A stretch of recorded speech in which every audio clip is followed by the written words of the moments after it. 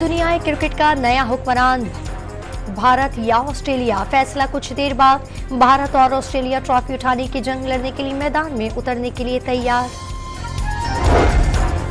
Australia के कप्तान ने टॉस को गैर अहम करार दे दिया। 1.25 लाख क्राउड को खामोश कराने का आज़म, हौसले बुलंद हैं। फाइनल जीतने के लिए पूरी टीम को जान लड़ाना होगी। भारतीय कप्तान रोहित शर्मा की गुफ्तगू। क्रिकेट के सबसे बड़े आलमी मेले की इख्तितामी तकरीब को मौसीकी का तड़का लगाया जाएगा। डांसर भी परफॉर्म करेंगे। एयर शो भी मुनक्किद होगा। लाइट प्रोजेक्शन से स्टेडियम को जगमगाया जाएगा। कराची समेत सिंध भर में मेडिकल और डेंटल कॉलेज के दाखिले के लिए दोबारा टेस्ट। कराची के एक्सपो सेंटर पर 15,000 तलबा की शिरकत।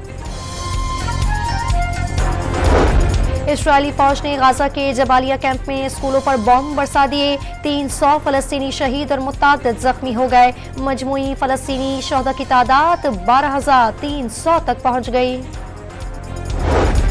इस्राएल और हमास ने 5 दिन के आर्जी जंग बंदी पर इत्तेफाक कर लिया। अमेरिकी अखबार का दावा, व्हाइट हाउस और इस्राएल ने जंग बंदी के किसी भी मुआहदे की खबरें मुस्तरद कर दी।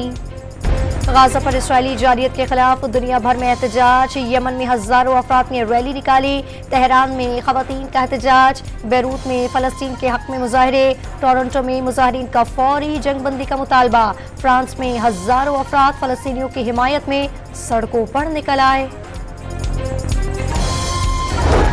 अफगान तालिबान अच्छी तरह जानते हैं कलअदम टीटीपी के दहशतगर्द पाकिस्तान के खिलाफ कहां से कार्रवाइयां कर रही हैं। निगरान वज़ीर आज़म अनवारुल हक काकड़ की गुफ्तगू।